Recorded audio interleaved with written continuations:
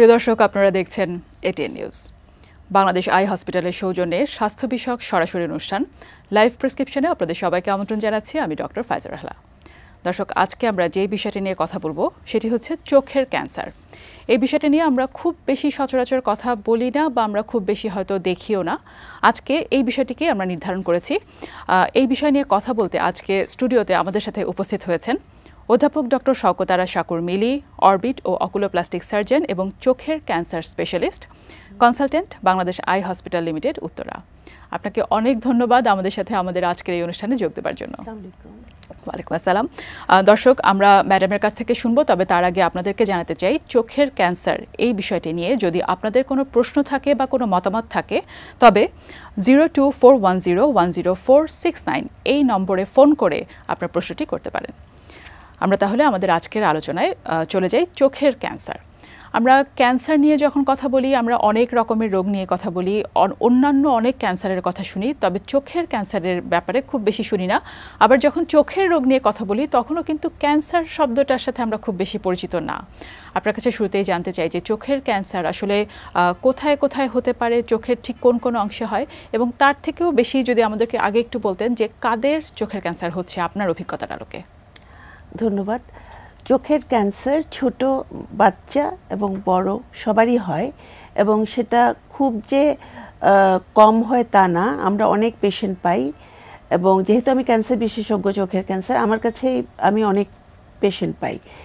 তো যেটা হলো যে এটা চোখের পাতায় ক্যান্সারটা অনেক বেশি হয়, আমরা এটা পাই অনেক। আর তারপরে চোখের ঝিল্লি যেটা বলি, এই যে সাদা অংশটা যেটা দেখি, সেখানেও একটা ক্যান্সার হয়, যেটা অনেক পাওয়া যায়। আর যেটা বাচ্চাদের মধ্যে যেটা বলি সেটা হলো রেটিনোব্লাস্টোমা। এটা চোখের ভিতরে হয় ক্যান্সারটা, কিন্তু অবহেলিত যে রোগীগুলি হয় সেটা চোখের বাইরেও চলে আসে। এই ক্যান্সারগুলো আমরা বেশি পাচ্ছি। আবার করয়েডাল মেলানোমা বলে একটা ক্যান্সার আছে, যেটা বয়স্কদের হয়, যেটা চোখের ভিতরে হয়। যে কটা ক্যান্সারের সম্পর্কে আপনি আমাদেরকে বললেন, কোনো কি আমরা কারণ বলতে পারি যে এই কারণগুলো হলে চোখের এই ক্যান্সার হওয়ার সম্ভাবনা বেশি হয়? চোখের পাতার ক্যান্সারটা এবং চোখের ঝিল্লির যে ক্যান্সার, সেটা সাধারণত বেশি হয় সান এক্সপোজার, মানে রোদে যারা বেশি থাকে সেই তাদের এইটা একটা বড় কারণ।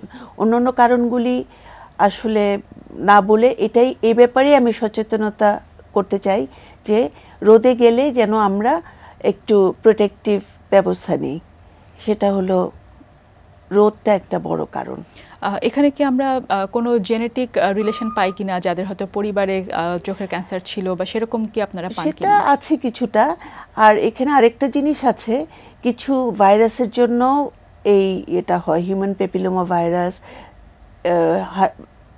HIV, যাদের ইমিউনো কম্প্রোমাইজড বলি আমরা, যাদের ইমিউনিটি কম থাকে, তাদের ক্ষেত্রে এটা ক্যান্সারগুলি হয় বেশি হচ্ছে। হ্যাঁ, চোখের পাতার ক্যান্সার, চোখের ঝিল্লির ক্যান্সার, এগুলি বেশি হয়। আমাদের দেশে দেখা যায় যে মানুষজন খুব বেশি আসলে সতর্ক থাকেন না, এবং যখন একটি রোগ আসলে অনেক দেরিতে, অনেক অ্যাডভান্স স্টেজে চলে যায় তখন আসলে ধরা পড়ে।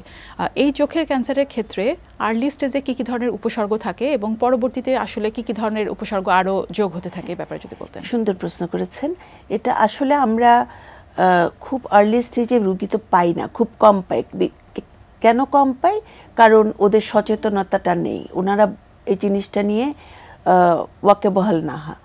যেটা হয় যে চোখের পাতায় যে ক্যান্সারটা হয় সেটা শুরু হয় একটা ছোট গুটলি দিয়ে, হয়তো একটু ফুলে যায়, হ্যাঁ, কিন্তু এটাকে কেউ পাত্তা দেয় না, মনে করে যে ঠিক হয়ে যাবে এরকম। কিন্তু পরে দেখা যায় এটা আস্তে আস্তে বড় হয় এবং আলসার হয়ে যায়, ওটা ঘা হয়, হ্যাঁ, এবং অনেক বড় হয়ে যায়। তখন আর এই রোগীর অপারেশনটা অনেক জটিল অপারেশন হয়ে যায়। এটাকে আমরা বলি যে এক্সিশন, মানে কেটে ফেলে রিকনস্ট্রাকশন, চোখের পাতাটা আবার বানিয়ে দিতে হয়, এবং তখন এটা অনেক বড়, এবং এটার আউটকামটাও অনেক সময় যতটুকু আশা করে ততটুকু নাও হতে পারে। আর যখন চোখের ঝিল্লিতে হয়, প্রাথমিকভাবে ওখানেও একটা গুটলি হয় ছোট, কিন্তু ওই যে দেরি করে আসে যখন, যদি তাড়াতাড়ি আসে তাহলে তো চিকিৎসা খুবই স্ট্রেট ফরওয়ার্ড, ওটুকু অপারেশন করে বাদ দিয়ে আমরা রিকনস্ট্রাকশন করে দিই, এটা খুবই ভালো রেজাল্ট হয়। কিন্তু যখন অনেক দেরিতে আসে তখন চিকিৎসা শুধু অপারেশন দিয়ে হয় না, তখন আমাদের অ্যান্টি ক্যান্সার ড্রাগ দিতে হয় সাথে, এবং অনেক সময় রেডিওথেরাপি, আমরা বলি প্লাক ব্রেকিথেরাপি, এরকম অনেক কিছু প্রয়োজন হয়, যেগুলি একটু এক্সপেন্সিভ, মানে বেসাধ্য ব্যাপার। হ্যাঁ, কিন্তু না হলে কিন্তু খুব স্ট্রেট ফরওয়ার্ড। এবং জি, আমি আরো শুনবো আপনার কাছে বাচ্চাদের ক্যান্সারটা যেটা, ওটা জি আমরা শুনবো, তবে একজন দর্শক এর মধ্যে আমাদের সাথে যুক্ত হওয়ার চেষ্টা করছেন, ওনার প্রশ্নটি আগে নেব। দর্শক, আপনার নাম বলবেন এবং আপনার প্রশ্নটি জানাবেন। আমার নাম জাহিদুল বারী, আমি বগুড়া থেকে বলছি। আমার চোখের কর্নারে একটা ছোট্ট টিউমারের মতো আজকে কয়েক বছর আগের থেকে হয়েছে। এটা আমি আপনার ওই হোমিও ওষুধ খেয়ে এক সময় ওটা সমান হয়ে গেছিল, তারপরে আবার ওষুধ খাওয়া বাদ দেওয়ার পরে আবার ওইটা হয়ে গেছে। আমি কয়েকবার আমি ডাক্তারকে দেখাইছি, আমি একজন ডায়াবেটিস রোগী, ডাক্তারকে দেখাইছি। ডাক্তার সাহেব দেখার পরে বলছে যে এটা অপারেশন করা যাবে না, যেটা যেরকম আছে এইরকমই থাক, এটাই বলছে। আপা প্লিজ, আপনার যদি কোনো প্রশ্ন থাকে ওনার কাছে। চোখের ফোলাটা কি একবার কমে গিয়েছিল? জি, কমে গিয়েছিল, আবার হয়েছে, আজকে প্রায় 4 বছর 5 বছর হয়ে গেছে। যেটা হয়, এটা হয়তো বা প্রদাহের কারণে হয়েছে, এটা আপনার মনে হয় না ক্যান্সার। হ্যাঁ, তবে একজন ভালো চোখের ডাক্তারকে দেখানো দরকার। আর হোমিওপ্যাথি আসলে, যদি ক্যান্সার হয়, হোমিওপ্যাথি আসলে কাজ করে না। কেমন, সেটা আপনার একজন চোখের ডাক্তারকে দেখিয়ে তারপরে ব্যবস্থা গ্রহণ করেন। আমার মনে হয় না এটা ক্যান্সার, আমার মনে হচ্ছে এটা প্রদাহজনিত কারণে, এই কারণেই কমে গিয়েছিল, আবার বেড়ে গিয়েছে। কিন্তু অপারেশন লাগতে পারে, এটা দেখতে হবে। অপারেশন করে, আমরা বলি বায়োপসি করে আমরা দেখি যে এটার মধ্যে আসলে কোনো ক্যান্সারের কম্পোনেন্ট আছে কিনা। ঠিক আছে জি, তাহলে আপনার পরামর্শ আমার মনে হয় উনি বুঝতে পেরেছেন যে ওনাকে একজন চোখের ডাক্তার দেখিয়ে বায়োপসি করে নিশ্চিত হতে হবে যে এটা আসলে ক্যান্সার কিনা, তবে মনে হচ্ছে ক্যান্সার না। আমরা আরও শুনবো আপনার কাছে, তবে আমাদের এই মুহূর্তে সময় হয়ে গেছে একটি বিরতি নেবার। বিরতি থেকে ফিরে দর্শক ছোট্ট একটি বিরতি নিচ্ছি, কিছুক্ষণের মধ্যে ফিরছি, সাথেই থাকুন।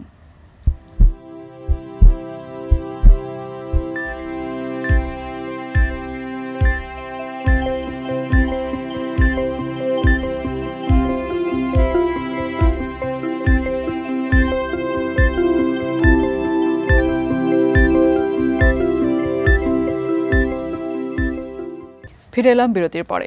আরও একবার আপনাদের সবাইকে আমন্ত্রণ জানাচ্ছি বাংলাদেশ আই হসপিটালের সৌজন্যে স্বাস্থ্য বিষয়ক সরাসরি অনুষ্ঠান লাইভ প্রেসক্রিপশনে। আপনাদের সাথে আছি আমি ডক্টর ফাইজা রাহলা, এবং আজকে আমরা কথা বলছি চোখের ক্যান্সার নিয়ে। আমাদের সাথে অতিথি হিসেবে যুক্ত হয়েছেন অধ্যাপক ডক্টর শওকত আরা সাকর মিলি। বিরতিতে যাবার আগে আপনার কাছে আমরা শুনছিলাম বেশ কয়েকটি ক্যান্সারের বিষয়ে, আপনি আমাদেরকে বলেছেন উপসর্গগুলো কী কী। বাচ্চাদের কথা আপনি বলছিলেন যে বাচ্চাদের চোখের ক্যান্সারের কী কী ধরনের উপসর্গ হতে পারে, এ ব্যাপারে যদি। বাচ্চাদের ক্যান্সার, আমরা মনে করি বাচ্চা, ওদের কি ক্যান্সার হবে, কিন্তু বাচ্চাদের ক্যান্সার, চোখের ক্যান্সার বেশ কমন। এটা হলো একটা রেটিনোব্লাস্টোমা, যেটা চোখের ভিতরে ক্যান্সার, চোখের ভিতরে। কিন্তু সেই ক্যান্সারটা কিভাবে দেখি আমরা, বাচ্চার চোখের মনির ভিতরে আমরা আসলে কালো থাকে, কিন্তু ওই বাচ্চার চোখটা জলজল করে এবং চোখের মধ্যে বিড়ালের চোখের মতো আলোতে গেলে, এবং তখনই মা বাবারা আমাদের কাছে নিয়ে আসে, এটা একটা ক্যান্সারের লক্ষণ। এছাড়াও বাচ্চার চোখটা বাঁকা হয়ে যেতে পারে, বাচ্চার চোখ ফুলে যেতে পারে, বাচ্চার চোখের প্রেশার বেড়ে যেতে পারে, বাচ্চার চোখে প্রদাহ থাকে, এরকম বিভিন্নভাবে উপস্থাপন করে এই বাচ্চারা। তো আমরা এই রোগ অনেক পাই, এবং এটার চিকিৎসা যদি সময় মতো আসে, যখন টিউমারটা শুধু চোখের ভিতরেই থাকে, তখন এটা কেমোথেরাপি দিয়ে চিকিৎসা করলে ভালো হয়ে যায়। এবং আমরা কেমোথেরাপি দিয়ে, আমরা বলি কেমো রিডাকশন, মানে টিউমারটাকে ছোট করে তারপরে আমরা লেজার দিই। কেমন, এটা যদি করা হয়, আমাদের অনেক পেশেন্ট ভালো হয়ে গেছে। কিন্তু কারা ভালো হয় না? যারা দেরিতে আসে, দেরিতে আসলে তো রোগটা অনেক বেড়ে যায়, তখন ঠিকমতো আরেক শ্রেণী ভালো হয় না, যারা ফলো আপটা ঠিকমতো করে না, নিয়মিত ফলো আপটা। কেমো দেওয়ার একটা টাইম আছে, সেই আমরা তারিখটা দিয়ে দিই, সেদিন আসলো না, 1 মাস পরে আসলো, তাহলে তো আর কেমোটা কাজ করে না। এরকম সময় মতো আসতে হবে, ফলো আপটা খুব ইম্পর্টেন্ট, এবং চিকিৎসা গ্রহণ করাটা আমরা যা চিকিৎসা দিচ্ছি সেটা মেনে চলা খুব জরুরি, খুবই জরুরি। কেমোথেরাপি বা এই যে ক্যান্সারের ট্রিটমেন্ট, এগুলো নিয়ে অনেক মানুষের মধ্যে এক ধরনের ভয় কাজ করে। সেক্ষেত্রে যদি কেউ কেমোথেরাপি দিল এবং যদি তার আর্লি স্টেজেও যদি সার্জারি লাগে, সেই সার্জারি করা হলো, তারপরে তার ভিশনটা পুরো ঠিক থাকে কিনা, উনি যদি ঠিক মতো ফলো আপে আসেন সেক্ষেত্রে? চোখের ছোট বাচ্চাদের মানে রেটিনোব্লাস্টোমার ক্ষেত্রে অপারেশনটা কিন্তু চোখটাকে অপসারণ করা। আমরা চোখটাকে অপসারণ করে আমরা কৃত্রিম চোখ দিই, ফলে ওই চোখে দৃষ্টিটা থাকে না। এটা এমন যে কৃত্রিম চোখ লাগাবার আগেও সে দেখতো না, তখনই আমরা অপারেশন করি। একটা দৃষ্টিহীন লোককে অপারেশন করি, বাচ্চাকে। আর অপারেশনের পরে তো কৃত্রিম চোখ সে দেখে না। কিন্তু এখানে পার্থক্যটা হলো তার ক্যান্সারটা আমরা অপসারণ করলাম। কেমন? চোখটা অপারেশন করার পরে আমরা আবার পরীক্ষা করে দেখি, এটাকে বলে হিস্টোপ্যাথোলজি করে দেখি যে অপটিক নার্ভ আছে, একটা নার্ভ থাকে চোখের সাথে, সেই নার্ভের কোন পর্যন্ত ক্যান্সারটা আছে, সেই অনুযায়ী আবার কেমোথেরাপি দেওয়া লাগে অপারেশনের পরে। এটা কেন? প্রোটেক্টিভ, যাতে বাচ্চার এটা না ছড়ায় ব্রেইনে বা কোথাও, যাতে বাচ্চার জীবনটা বেঁচে থাকে। শুধু তো বাচ্চার আমরা কয়েকটা জিনিস এই চিকিৎসার ক্ষেত্রে করি। একটা হলো যে দৃষ্টিটা আমরা রক্ষা করতে প্রথমত চাই, যে ওর দৃষ্টিটা যদি আমরা রাখতে পারি। দ্বিতীয়ত হলো আমরা চোখটা যদি রাখতে পারি, ওই যে যদি ভালো হয়ে যায় তাহলে তো আর চোখটা থাকলো। তৃতীয়ত হলো ওর জীবনটা জীবন যদি বাঁচাতে না পারি, তাহলে চোখ রেখেও বা কী হবে, আর দৃষ্টির কি হবে, সেই সবের উপরে চিকিৎসাটা নির্ভর করে। জি, একেবারে আমরা প্রায় অনুষ্ঠানের শেষের দিকে চলে এসেছি। আপনি যদি আমাদেরকে বলতেন এই যে চিকিৎসাগুলোর কথা আপনি বললেন, কোথায় কোথায় করা যেতে পারে সেটা শুনবো, তবে তার আগে একজন দর্শক আছেন, দর্শকের সাথে কথা বলবো। দর্শক, আপনার নাম বলবেন এবং আপনার প্রশ্নটি জানাবেন। সংযোগটি বিচ্ছিন্ন হয়েছে। আমরা তাহলে যেই প্রশ্নে ছিলাম যে বাংলাদেশে কোথায় কোথায় এই চিকিৎসা পাওয়া যেতে পারে? বাংলাদেশের কয়েকটা সেন্টারে কিছু কিছু চিকিৎসা হয়, কিন্তু এটা পরিপূর্ণ চিকিৎসাটা আমাদের বাংলাদেশ আই হসপিটাল উত্তরাতেই আছে। আমরা কম্প্রিহেন্সিভ চিকিৎসা করি, মানে প্রতিটা জিনিসই, যেমন কেমো, আমাদের এখানে কেমো দেওয়া হয়, আমাদের এখানে একে লেজার দেওয়া ব্যবস্থা আছে, এবং একদম পৃথিবীর সবচেয়ে আধুনিক চিকিৎসা হলো ইন্ট্রাআর্টেরিয়াল, মানে ধমনীতে কেমোথেরাপি দেওয়া। যেটা কি হয়, একদম সরাসরি ওই চোখের ওই নির্দিষ্ট জায়গায় গিয়ে টার্গেটেড থেরাপি বলি আমরা এটা, সেটাও আমাদের কাছে আছে, এবং আমরা একদম সর্বাধুনিক চিকিৎসা দিচ্ছি। তবে আমাদের সেন্টারে আমি বলবো যে সেন্টারটাতে সব কিছু অ্যাভেলেবেল। তাহলে আমাদের দেশে আসলে সব চিকিৎসা অ্যাভেলেবল, আমরা বুঝতে পারছি। একজন দর্শক আবার একটু যুক্ত হতে চাচ্ছেন। দর্শক, আপনার নাম বলবেন এবং আপনার প্রশ্নটি জানাবেন। জি, হচ্ছে যে আমি স্বাধীন মুজিবনগর থেকে বলতেছি। হ্যাঁ, তো আমি হচ্ছে যে ছোটবেলায় ছিলাম, তখন হচ্ছে যে সাইকেল চালাতে গিয়ে একবার সাইকেল থেকে পড়ে গেছিলাম। ওই যে সাইকেলের যে ব্রেক হয়, এই ব্রেকটা আমার চোখের মধ্যে প্রবেশ করেছিল। দেন তারপর হচ্ছে যে আমি ঢাকা চক্ষু বিজ্ঞান ইনস্টিটিউটে চিকিৎসাধীন ছিলাম, এবং এখন আমি ওই মূলত আমার বাম চোখটা কিছু দেখতে পারতেছি না। তো এখন কি করণীয় হতে পারে? আপনার চোখে কি কোনো অপারেশন হয়েছিল? হ্যাঁ, হয়েছিল। আচ্ছা, আমার যেটা মনে হচ্ছে ওনার কয়েকটা ঘটনা ঘটতে পারে, যেটা উনি আঘাতপ্রাপ্ত হওয়ার জন্য ওনার কর্নিয়াতে আঘাত হয়ে অস্বচ্ছ হয়ে গেছে হয়তোবা, অথবা ওনার রেটিনাতে ছিঁড়ে গেছে, রেটিনাল ডিটাচমেন্ট বলি আমরা, যে এইসব কারণে ওনার দৃষ্টিটা নেই বা কমে গেছে। সেটার জন্য এটা একই কথা, একজন অপথলমোলজিস্টকে আগে দেখাতে হবে, চক্ষু বিশেষজ্ঞকে। সেই অনুযায়ী বাংলাদেশে এখন চোখের সব রকম অ্যাডভান্স চিকিৎসা হয়।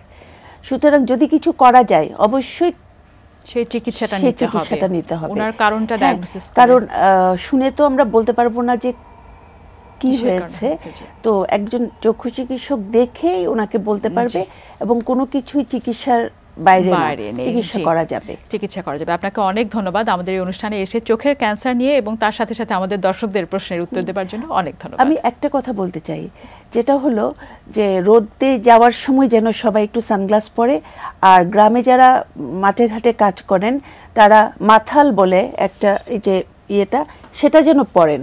রোদটা থেকে চোখকে আমাদের বাঁচাতে হবে, তাহলে অনেকগুলি ক্যান্সার আমরা প্রতিহত করতে পারবো। জি, আপনাকে অনেক ধন্যবাদ আপনার এই সুন্দর পরামর্শের জন্য। প্রিয় দর্শক, ধন্যবাদ। বাংলাদেশ আই হসপিটালের সৌজন্যে লাইভ প্রেসক্রিপশন অনুষ্ঠান আজ তাহলে এ পর্যন্তই। দেখা হবে সামনের সপ্তাহে, কথা হবে অন্য কোনো বিষয় নিয়ে। ভালো থাকুন, সুস্থ থাকুন এবং দেখতে থাকুন ATN news. Supported by Bangladesh eye hospital.